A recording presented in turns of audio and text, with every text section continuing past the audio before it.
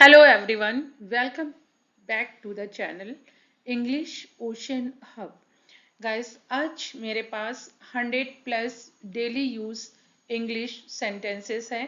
ये बोलचाल की भाषा में हम डेली यूज करते हैं। यस गाइस, अगर आप if you are in the process of learning English language तो गाइस यकीन मानिए कि ये सेंटेंसेस आपके लिए बहुत beneficial है. So stay connected till the end. Let's get started today's video.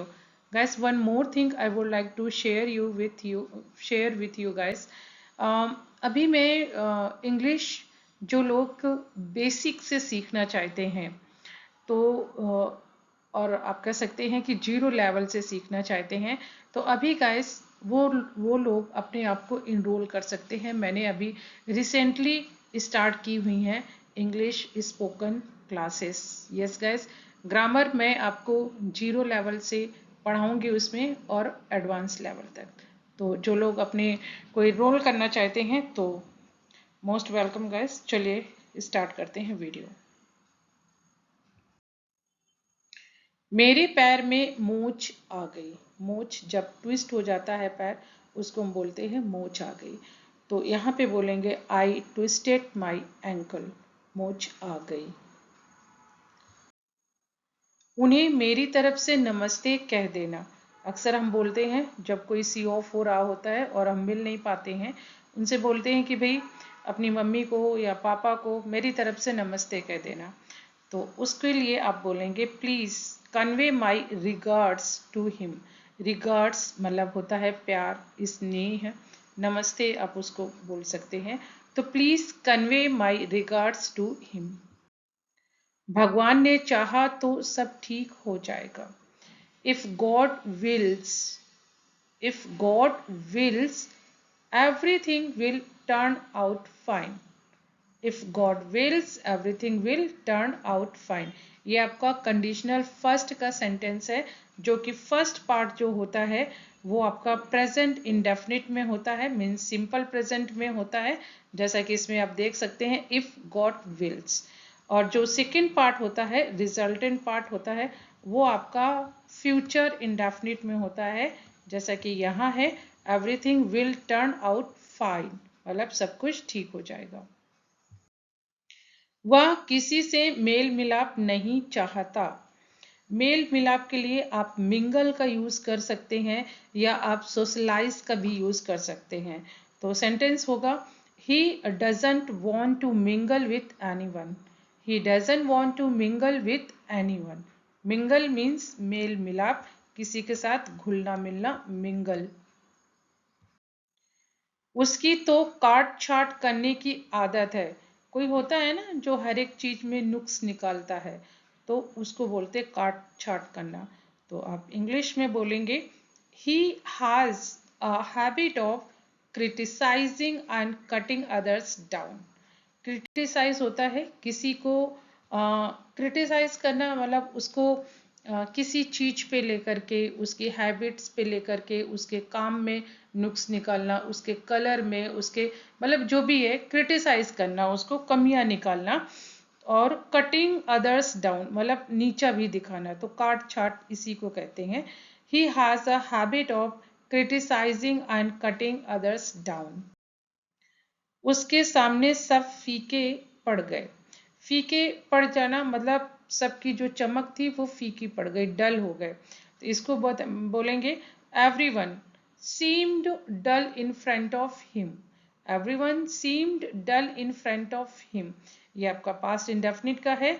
और सीम्ड का मतलब है कि दिखना, दिखना। उसके सामने कैसे सब दिख रहे हैं, डल। सीम्ड मतलब दिखे, कैसे दिखे, डल दिखे। तुम्हें देख परख के खरीदना चाहिए था। मतलब कुछ चीज है हमने एवं खरीद ली, तो अब हमें घर में बोला जा रहा है कि तुम्हें देख परख के खरीदना चाहिए था ना। तो उसके लिए आप बोलेंगे you should have inspected it thoroughly before buying. Inspected का मतलब है जांच परख करना, जांच करना। तो आपको जांच करके खरीदनी चाहिए था, थरोली पूरी तरीके से, बिफोर पहले, बाइंग खरीदने से पहले आपको ये जांच परख के खरीदनी चाहिए थी। और ये आपका शुड हैव, मतलब आपको एडवाइस दी जा रही है। जो पास्ट में काम हो गया है उसके लिए शुड के साथ हैव आया है, पास्ट के लिए शुड के साथ हमेशा हैव आता है। तो क्योंकि अब तो खरीद लिया गया है ना, इसलिए एडवाइस दी जा रही है कि भाई आपको ऐसा खरीदना चाहिए था। You should have inspected it thoroughly before buying. वह रूठ गई। शी सल्क्ड। सल्क गाइस एक वर्ब है और इसका मतलब होता है रूठ जाना। यहाँ पे पास्ट टेंस में यूज हुई है तो इसका ईडी लग गया है, सल्क्ड हो गई है। शी सल्क्ड, वह रूठ गई। मैं सारी रात करवटें बदलता रहा। I kept tossing and turning the whole night. I kept tossing and turning the whole night. मैं सारी रात करवटें बदलता रहा। ऐसा करो कल आना। मोस्टली हम बोलते हैं भाई आज जाओ, ऐसा करो कल आ जाना। तो उसके लिए बोलेंगे do one thing, come back tomorrow. ऐसा करो के लिए आता है do one thing. Do one thing, come back tomorrow, कल आना। भगवान के खातिर तुम यहाँ से जाओ। हम बोलते हैं ना भगवान के खातिर प्लीज यहाँ से चले जाओ। भगवान के खातिर उसे अकेला छोड़ दो। भगवान के खातिर मुझे माफ कर दो। तो भगवान के खातिर के लिए गाइस आता है for the sake of God. भगवान के खातिर बहुत ज्यादा हिंदी में यूज होता है, भगवान के खातिर। तो आप बोलेंगे for the sake of God और यहाँ से चले जाओ। तो लीव दिस प्लेस मतलब यहां से चले जाओ। मुझे घर की याद आ रही है। I am feeling homesick. Homesick का मतलब है कि घर की याद आना। I am feeling homesick. शुरू शुरू में मुझे लगा वह बहुत अच्छा आदमी है। शुरू शुरू की इंग्लिश होती है इनिशियली, या एट फर्स्ट भी आप यूज कर सकते हैं। एट फर्स्ट, शुरू शुरू में। मुझे लगा, I thought he was a very decent person, वह बहुत अच्छा आदमी है। अब गाइस आप लोग ये सोचेंगे कि यहाँ पे तो है बहुत अच्छा आदमी है, लेकिन यहाँ पे मैंने वॉज का यूज किया है। क्यों किया है? क्योंकि ये पास्ट टेंस की बात हो रही है कि इनिशियली मतलब पहले हो चुका है ये, तो हम पहले की बात कर रहे हैं। इनिशियली पहले मुझे लगा भी पास्ट में है कि मुझे लगा, ठीक है। अभी लग रहा है नहीं, मुझे लगा। तो अभी लगा, कब लगा? पास्ट में ही लगा ना, इसलिए ये पास्ट का वॉज आया है। थोड़ी दया दिखाओ। शो सम काइंडनेस या मर्सी। मर्सी भी दया होती है और काइंडनेस भी दया होती है, तो थोड़ी दया दिखाओ। शो सम काइंडनेस और मर्सी। मेरी तो जान ही निकल गई थी। हम बोलते हैं ना अक्सर, अरे उसने ऐसा कर दिया, मेरी तो जान ही निकल गई थी। I was scare to that, मतलब मैं इतना डर गई थी कि ऐसा लग रहा था कि मरी जाऊंगी मैं। I was scare to death. उसने मुझे धमकी दी। ही थ्रेटेंड मी। थ्रेटेन होता है धमकी, और धमकी दी पास्ट का है, तो थ्रेटेंड, उसने मुझे धमकी दी। क्या ये हैं तुम्हारे संस्कार? जब हम किसी को टॉन्टिंग मारते हैं ना कि क्या ये हैं तुम्हारे संस्कार, तो are these your values. Are these your values, values संस्कार। अपना गुस्सा बच्चों पर मत निकालो। Don't vent your anger on the children. Don't vent your anger. Vent vent your anger का मतलब है गुस्सा, अपना गुस्सा मत निकालो। डोंट है आगे तो मत हो गया, निकालो ऑन द चिल्ड्रन, बच्चों पर। हमें मुश्किलों को भी गले लगाना चाहिए। We should embrace difficulties as well. Embrace का मतलब होता है गले लगाना। वी शुड इम्ब्रेस डिफिकल्टीज होता है मुसीबतें, मुश्किलें, एज वेल भी के लिए एज वेल का यूज हुआ है। उसने हमें शर्मिंदा कर दिया। He made us feel ashamed. He made us feel ashamed. मैंने उसका इंसल्ट होते हुए देखा है। तो इन तरीके का सेंटेंस गाइस बहुत ध्यान से देखिएगा। जैसे मैंने उसको वहां जाते हुए देखा है, मैंने उसको थप्पड़ खाते हुए देखा है, मैंने उसको पिटते हुए देखा है। तो इसके लिए सेंटेंस बनते हैं आई हैव सीन, मैंने देखा है, हिम उसको, बीइंग इंसल्टेड मतलब उसकी इंसल्ट होते हुए, being insulted, being beaten and being laughed, हंसते हुए देखा है। तो इस तरीके का बीइंग और फिर आपकी वर्ब की थर्ड फॉर्म यहाँ पे आती है कि ऐसा होते हुए देखा है। I have seen him being insulted. रजाई से बाहर निकलने का मन नहीं कर रहा है। I don't feel like getting out of the quilt.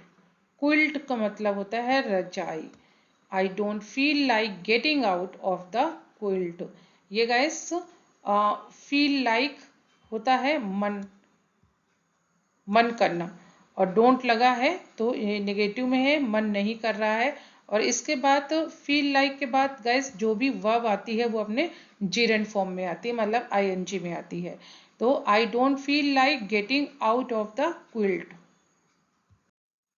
बच्चों को पढ़ाया जा रहा था। The children were being taught. ये आपका पास्ट इंडेफिनिट का पैसिव वॉइस है। The children were being taught.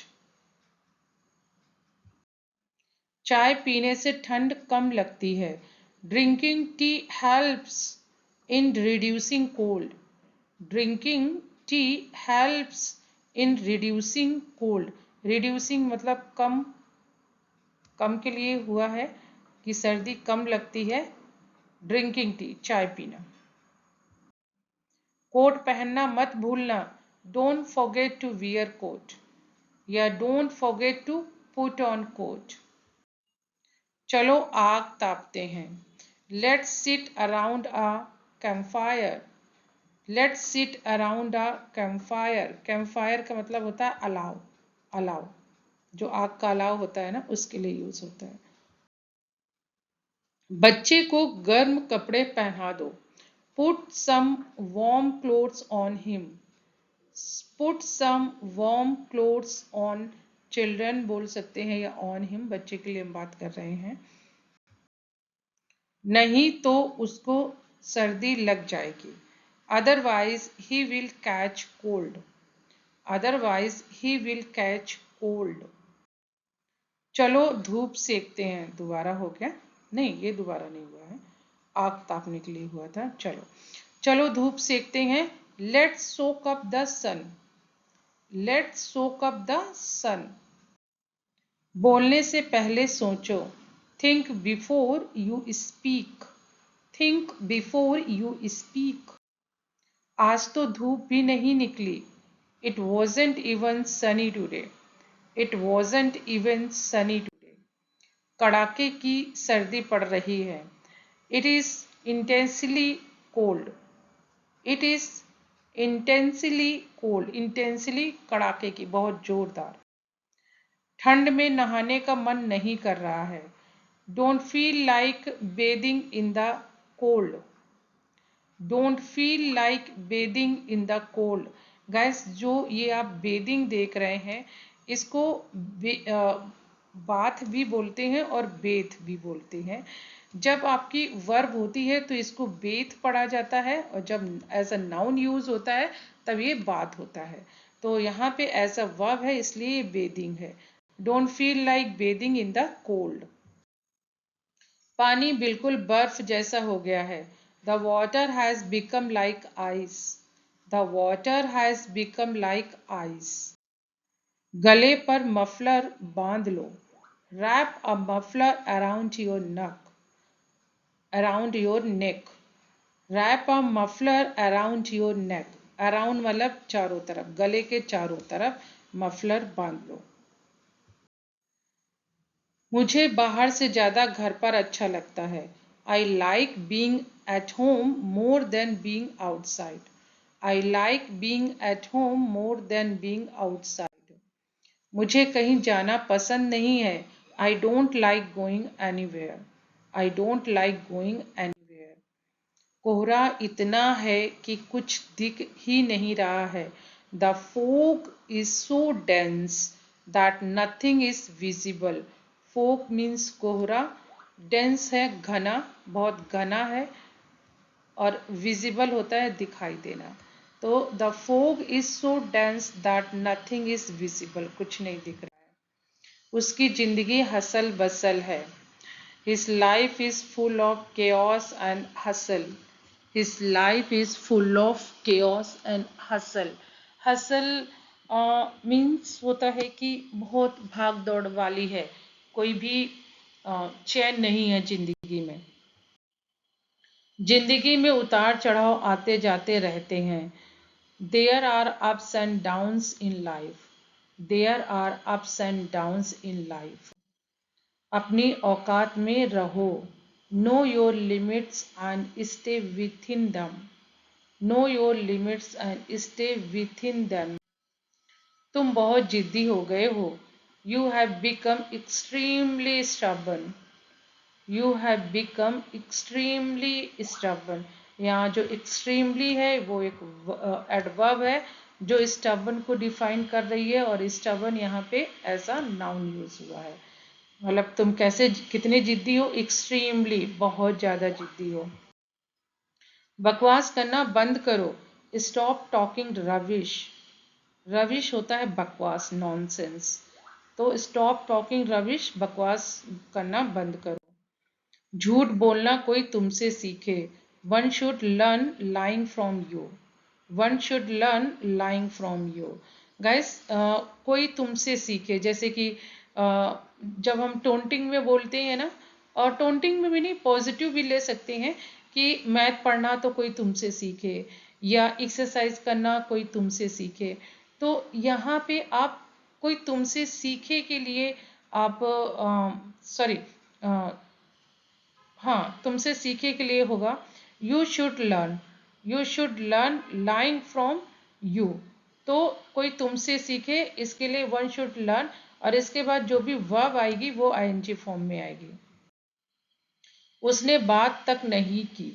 हम बोलते हैं ना, जब हमसे कोई अच्छे से मतलब इंटरेक्ट नहीं होता है, बात नहीं करता है, तो हम बोलते हैं अरे वहाँ मैं गया तो उसने तो बात तक नहीं की। तो he didn't even bother to speak.